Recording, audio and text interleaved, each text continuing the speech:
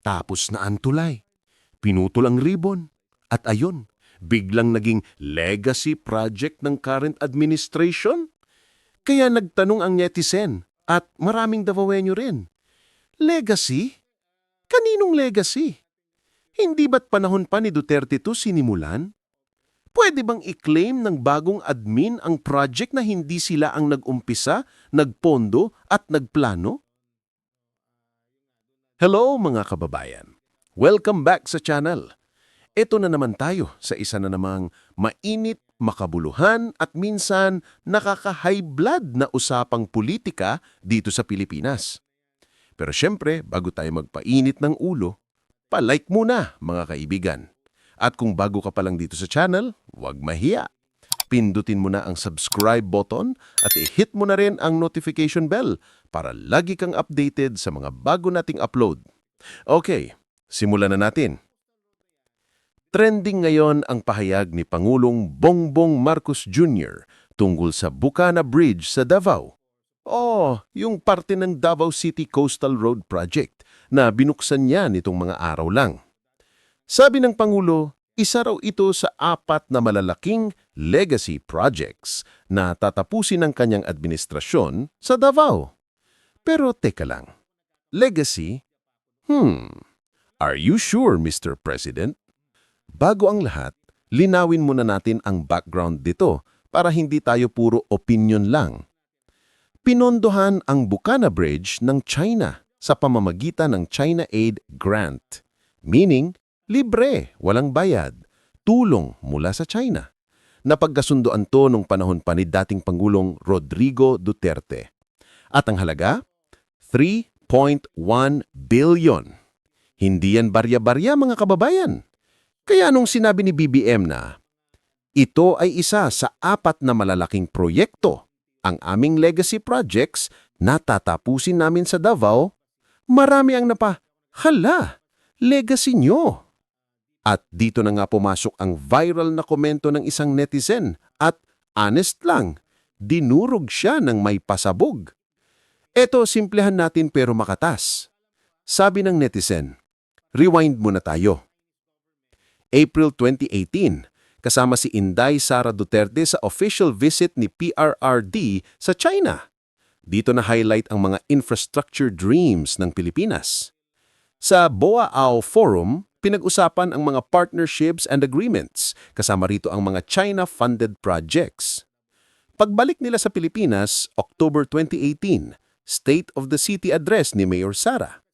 In-announce niya ang 800-meter Bucana Bridge worth 1.5 billion pesos, yes, funded by China, and bahagi ng Davao High Standard Highway Network. Fast forward sa nayon. Tapos na ang tulay. Pinutol ang ribbon at ayun, biglang naging legacy project namin ng current admin. Kaya nagtanong ang netizen at maraming Davaoenyo din. Legacy? Kaninong legacy? Hindi ba't panahon pa ni Duterte to sinimulan?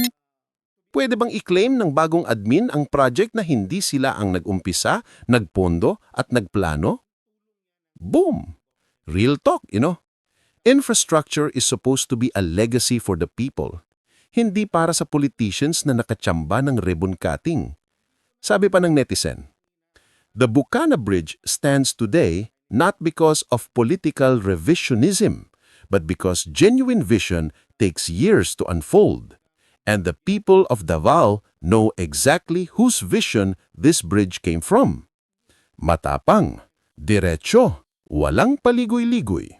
Opo, sir, kung babasahin po natin ang mga komento sa isang balita ngayon kung saan nandyan po pala ngayong araw ang Presidente Bongbong Marcos, mainit po ang ulo ng mga taga Davao. Bakit po, konsehal? Ano pong nangyari? Alam mo kasi, yung napanood natin yung interview niya, yung kanina may interview na lumabas sa kanya kanina na sinasabi niya na parang kanila daw yung project na yon. No, yung nga, doon na medyo sumama ang loob ng mga taga Davao because alam naman talaga ng mga taga Davao na ang pasimuno talaga ng project na yan ay no less than the former President Rodrigo Roa Duterte. Alam nyo, matagal na yan na dream ng ating dating Pangulo, Tatay Digong, na magkaroon ng coastal road.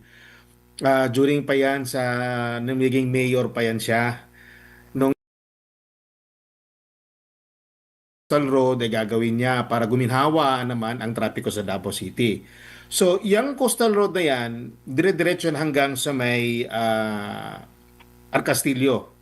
At nalaman natin sa mga plano before, supposedly connected yan sana sa Samal Bridge. Ang problema lang, hindi nila ma-connect. So, dadaan pa ng Arcastillo, doon aakyat. So, ang mangyayari, kailangan natin ng tulay. Diyan na nga yung Bukana, pati yung doon sa may Santa Ana, sa may Santa Ana Wharf.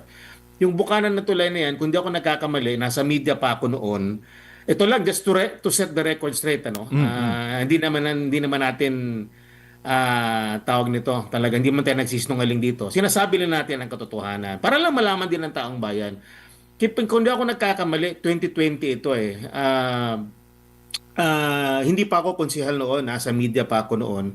Napag-uusapan ito kasi ginagawa na yung coastal road at that time. So, ito na, kailangan ng parang i-connect yung coastal road doon sa Bukana area. So, if I'm not mistaken, mga around December yun or mga 2020 yun siya.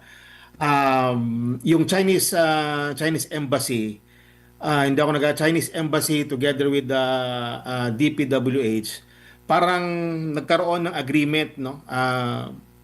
Parang binigyan ng grant, kung nagkakamali. Grant ito eh, hindi naman ito pautang. Parang pagkaalam ko correct me if I'm wrong, parang binigyan ng Chinese government, binigay yan ng Chinese government sa Davao City sa panahon ni Tatay Digong para gawin yung tulay na yan. No, kaya nga tuwang-tuwa tayo dahil sa wakas magkakaroon na tayo ng tulay diyan sa may Bukana at malaking alibyo yan, no, sa takbo ng trapiko sa Davao City. Ang medyo kinasasama lang ng loob natin is hindi man lang na-mention, no? Ang sinasabi kasi niyang legasiya, part of the legacy is it should be part of the legacy of the former president, not of his legacy. With due respect to the president, hindi naman talaga kanya yan.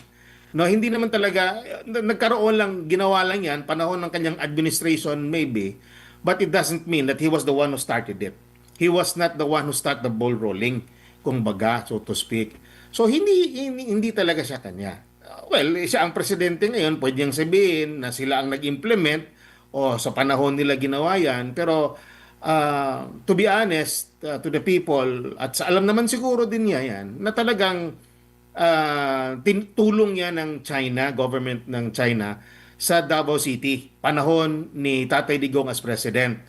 Ang nakakapagtaka lang, MJ at Admar, wala akong nakita kanina, hinahanap ko ang mga kinatawa ng Chinese embassy kanina doon sa sinasabing inspeksyon. Kasi kung talagang binibigyan niya ng yung tawag nito weight, no, ang proyekto na yan, the proponents should be acknowledged, no. Kasali diyan ang government ng China eh, sila nagbigay niyan eh, sila ang tumulong sa atin yan. So nagtataka kami kanina, bakit wala ring kinatawan ang Chinese embassy doon?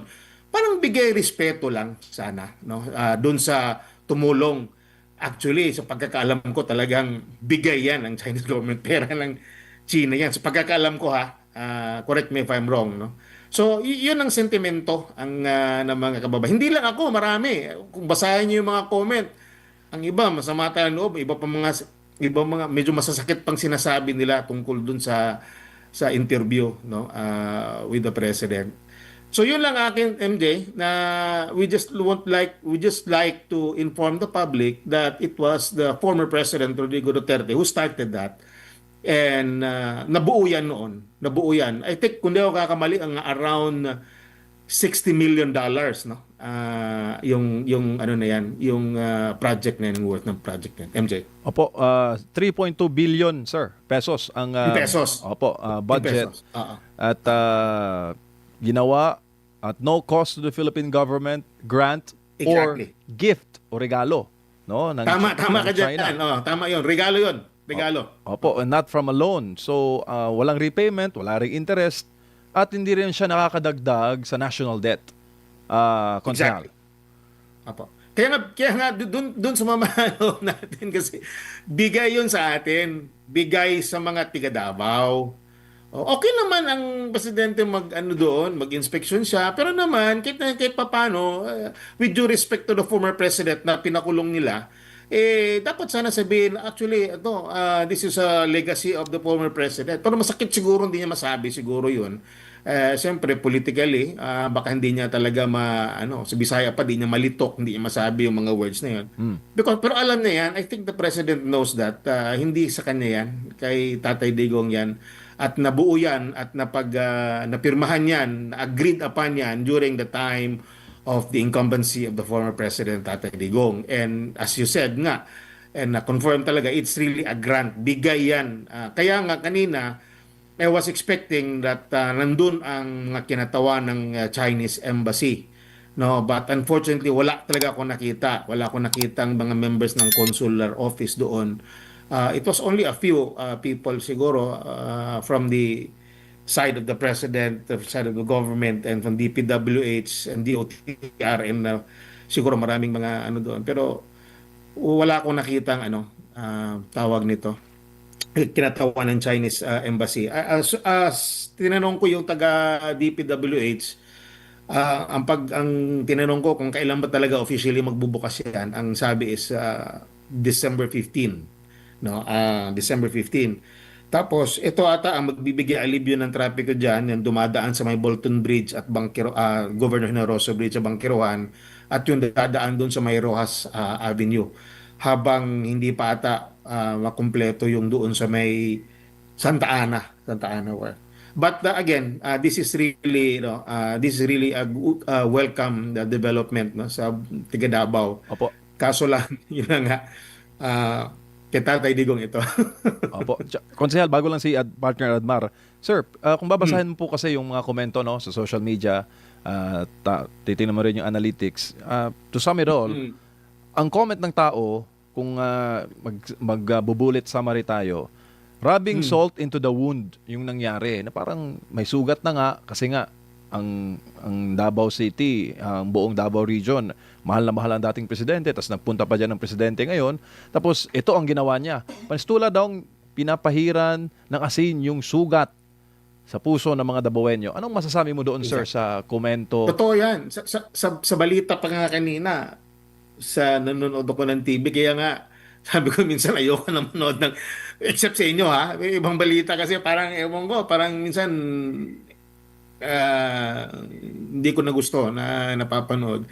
Anyway, kanina, wala akong choice. Gusto kong tignan ko talaga, lumabas nga sa mainstream media yung balita kanina. Lumabas nga siya, nakita ko nga doon na ang pagka-headline pa ata parang pinuntahan ng Pangulo ang baluarte ng mga Duterte. Para bang sinasabi nila na para bang napasok, no? Napasok nila. Wala naman talagang problema. Pumunta siya dito no, hindi na siguro gusto ng mga tao na makita siya, o hindi sa welcome ng mga tao dito, kasi nung paglipad ng chopper nga kanina may video ang sinasigaw Duterte. Pero the point is magbigay naman ng konting respeto. Alam mo yun naman, taga Davao tayo, tapos ang presidente natin doon si Tatay Digong, and siya rin ang nag-umpisa niyan. Yun lang naman ang hinihingi natin, konting respeto, lalo na sa Chinese government, no? Dahil pera nila yon binigay sa atin, sa mga tiga Davao, para matulungan tayo maalibyuhan ang trapiko natin. And yet parang lumalabas pag tinitignan mong interview, talagang parang sila talaga ang nagpasimuno niyang project na yan, legacy projects pa kumbaga, no? Inspection siya, walang yan, hindi yan ghost. Kitang-kita yan at hindi yan substandard. Talagang napakaganda paggagawa niyan, no? Napakaganda yung tulay na yan kasi mismo ang nag-supervise niyan is nandun, I think, nandun yung mga engineers ng Chinese government when it was constructed. Opo, Konsehal, maayong gabi, si Admar po ito. Gabi. Naghalongkat tayo dito sa internet sa mga possible na mga tawag nito, artikulo, no? Related dito. Meron tayong nakuha. Di ko lang alam kung ito ba yung pinatutungkulan na Bukana Bridge, no? Unahin muna natin yung isang artikulo ng Philippine News Agency. Okay, kung pwede ba natin na maipakita. Ito po ay dated October 3, 2018. Okay? So pwede ba natin na maipakita? Aha. Ang title nitong artikulo na ito, konsehal, ay Chinese to undertake 1.5 billion pesos Davao Bridge project. Ito yung sulat ni Digna Banzon. So 2018 pa po ito. Pero ang kanyang source dito ay ang SOCA, okay, State of the City Address ng then Mayor Sara Duterte. Basahin ko lang yung artikulo. The Chinese will help build the city's 1.5 billion pesos Davao River Bridge Bukana project, one of the big-ticket projects planned by Mayor Sara Duterte. Tingin nyo po, meron pa bang ibang bridge dyan? Itong Davao River Bukana, Davao River Bridge Bukana project, Konsyal? Or ito Klaro na yun? naman masyado yan. Klaro, wala nang ibang Bukana Bridge dyan. Yan ang talaga yung nakasaad dyan sa artikulong yan. Yan ang Oo. pinag-uusapan natin. Wala nang ibang tulay dyan. Tapos, Iba naman yun dun sa Santa Ana eh. opo. Iba yan. Tapos, ito October 3, meron din tayong nakuha, exchange of letters naman ito. Ang next natin ay pakita ay itong liham naman. Masyado lang maliit, pero basahin ko lang. Ito naman ay may petsang November 20, 2018. Ang pamagat nito, ito'y nakuha ko sa judiciary.gov.ph e-library. Ang pamagat nito, exchange of letters on project of Davao River Bridge Project, Bukana. Okay? So, ang pinadalhan nito, ang nagpadala nito ay ang Chairman of China International Development Cooperation Agency, the People's Republic of China, pirmado ni Wang Xiaotao, at ito'y kanyang pinadala kay then Secretary of Public Works and Highways ng bansa or during Duterte administration, itong si Secretary ngayon ay Senador Mark Villar. So basahin ko lang yung ilan dito sa mga kataga. Sabi dito, on behalf of the People's Republic of China, I have the honor to confirm that our two sides have, through friendly consultation, reached the following agreement. According to the consensus reached by the leaders of China and Philippines, the Chinese government agrees to help the Philippine government to implement the Davao River Bridge Project Bukana. The project includes the construction of bridges, roads, and related ancillary works. The total length of the route is about 1,340 meters, including 477-meter long bridge. So sinabi rin dito sa number 2 yung role ng Pilipinas. Kagaya po ng responsable ang Pilipinas for providing land for construction, demolition of buildings, resettlement, lahat, no? Tapos ang side naman ng Chinese contractor, yun na, sila yung magre-review the project investment based on feasibility study report, shall bear the project's construction cost and survey, design, construction supervision fees within the investment cap. Chinese side shall also appoint the project management and so on and so forth. Ito po dated 2018. At ang mga proyekto naman natin, lalo na itong mga big ticket projects po, konsehal, hindi naman po ito na napag-isipan ni BBM ay 2022 diretso agad na i-implement. It so happen lang na ito'y na timing na abutan doon sa pag-uumpisa ng kanyang termino, doon din nag-umpisa yung project. Mahaba pa yung niyan nabagit nyo nga po, matagal na pala yung pinaplano, hindi naman yan kagaya ng insertion na mabilis na magko-construct agad ng flood control projects sa konsehal. Malinaw na malinaw itong mga artikulo na ito po. Opo. O yung nga yan ang hindi yan ang hindi ko maintindihan. Klaro naman talaga from the very start, it's really Tatay Digong's legacy. I don't see, I cannot fathom the reason why kanina yung interview niya, bakit niya sinasabi na parang kanila.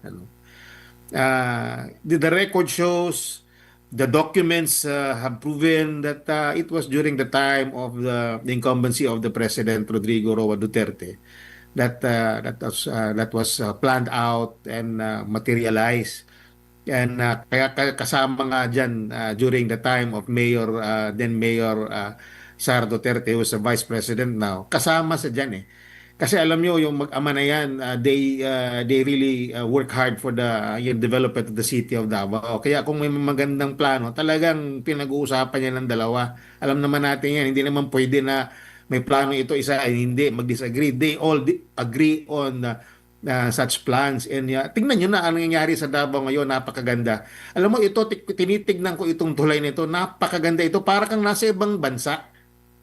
Para ka nasa ibang bansa. Yung kakagaling ko lang sa labas, ito'y parang nasa Hong Kong. Alam yung tulay doon, I forgot the type of bridge there in Hong Kong.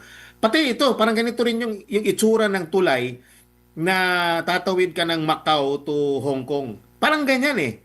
Ganyan ang pagkagawa, napakatibay, napakapulido ang paggagawa. Napakaganda talaga. Malayong malayo sa mga proyekto na ipinapatupad natin dito na kung ilang taong lang ay biglang bumigay. Saan mga yun? Yung napaka malaki na bridge biglang gumuho na wala man lang lindol, no? So, ito ang mga ligasiya ni former President Rudy Duterte. And just, yun na naman ang hinihingi natin eh. Kunting acknowledgement lang naman. Opo. No, hindi naman natin sila binabastos dito. Ang mga dabuhay nyo hindi bastos. Tayo hindi tayo bastos. Hindi, pagpunta nila dito, kahit nga si Senator Trillanes, former Senator Trillanes pumunta dito, hindi nga siya binato. Hindi nga siya binastos, tinapunan ng kahit ano, wala. Pinabayaan lang siya. No, hindi tayo ganoon eh. We are decent people. Kaya, although, of course, kung may lalabas tayong saloobin, talagang nilalabas namin. Pero hindi tayo yung nagpapakita ng parang masamang tao tayo dito sa Davao City. Opo.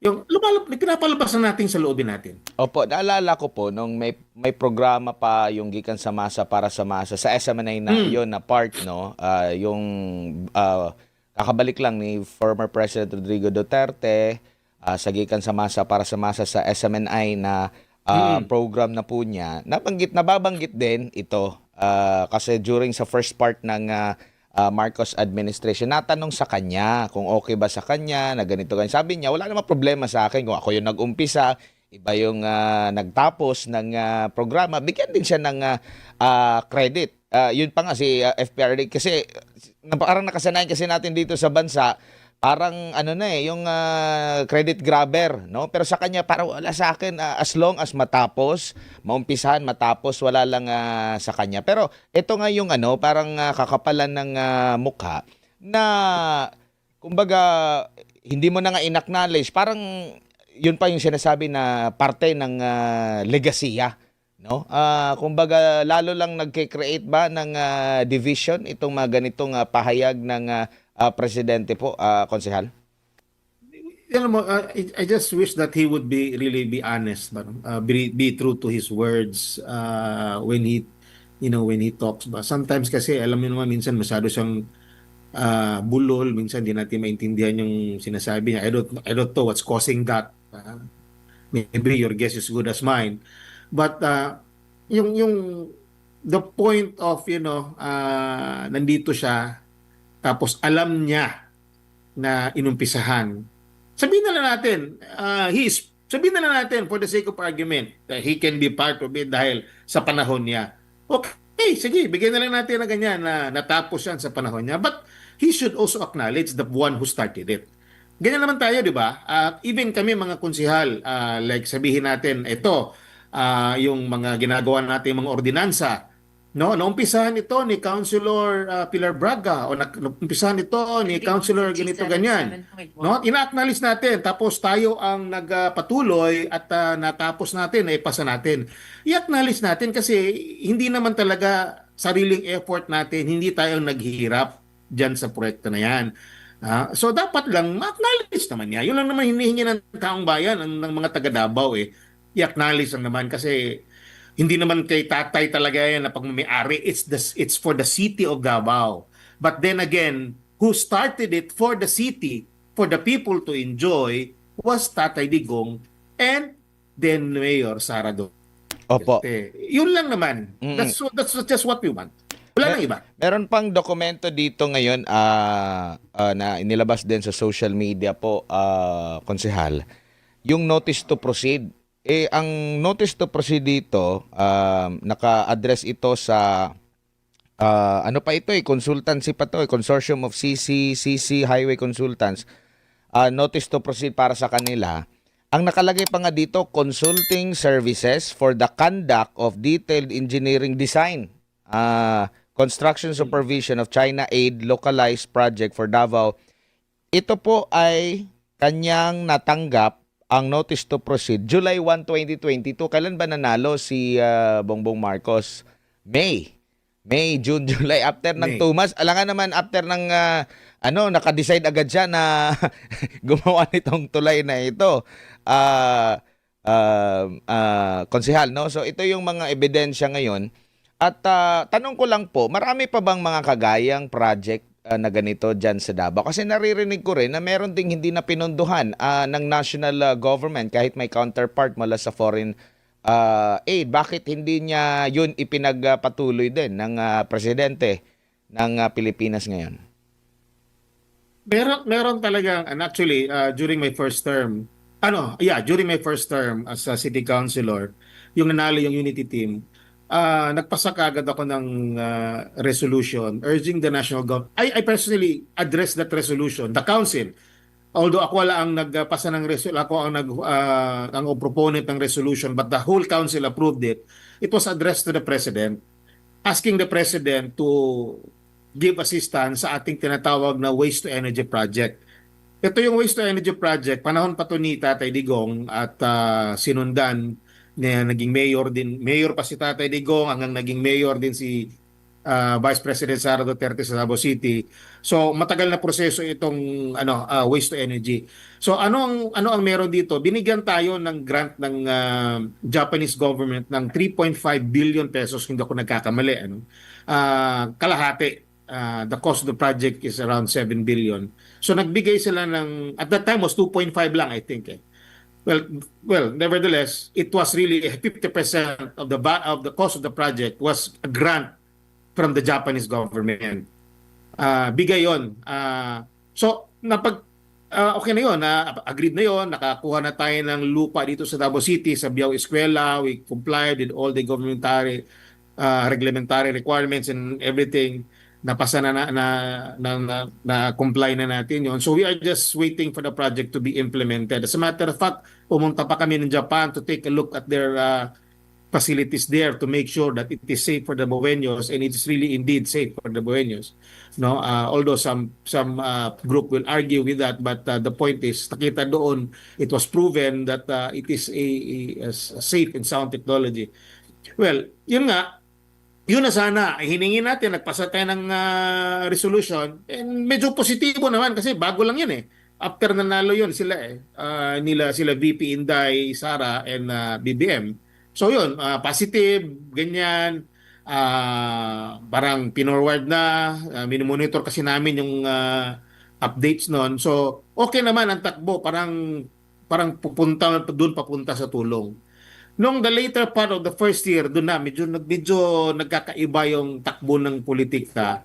Bigla lang namin nalaman na by the end of the 2023, I think, no? End of 2023, kung ako magkakamali, biglang hininto, in-stop yung parang parang set aside lang yung project without any reason at all. Ang DNR mismo ang naglabas ng tawag nito ng memo or information or whatever is that. Basta nalaman namin na talagang hindi na nila itutuloy ang project na yan. So nadismaya kami. Nadismaya ang taga Davao because of politics. Parang nahinto yung project niya. Masakit din sa amin because kalahati nun is bigyan na ng Japanese government. Pero hindi tayo natinag, no? Hindi tayo nawala ng pag-asa. Ginawa natin ang paraan, nag-usap-usap uli kami, ang mga konsehal, together with our leaders, together with the mayor and the vice mayor, nag-usap uli kami, And then nag-open up din uli ang Japanese government at nagsabi sa amin na kung ano ba, interesado pa ba kayo sa proyekto? At sinabi naman namin, oo naman, kailangan ng syudad dyan at meron kasi tayong pinirma ang Memorandum of Agreement between the Japanese government and Davao City. So, ang ginawa namin is nag-file uli ako ng resolution uh, telling the Japanese government that the city of Davao is still interested with the waste to energy project. So kaya yon, yung waste to energy natin ngayon, ang Japanese government magkakandak uli sila ng feasibility study, and I think they're going to help us. Parang ang mangyayari nila, parang sila na lang ata sila ang gagawa, sila ang gagastos, parang build, operate, transfer, partnership, parang gano'n. No? Ang detalye nito, ang full details nito is with the attorney Dwight Domingo. Kasi siya yung parang head ngayon ng waste to energy. So yan yon. So tinatanong ng tao, ano yung waste to energy na yan? Ito yung teknolohiya kung saan yung ating mga basura ginagawa natin, nilalagay natin doon sa facility ng waste to energy at nako-convert into electricity.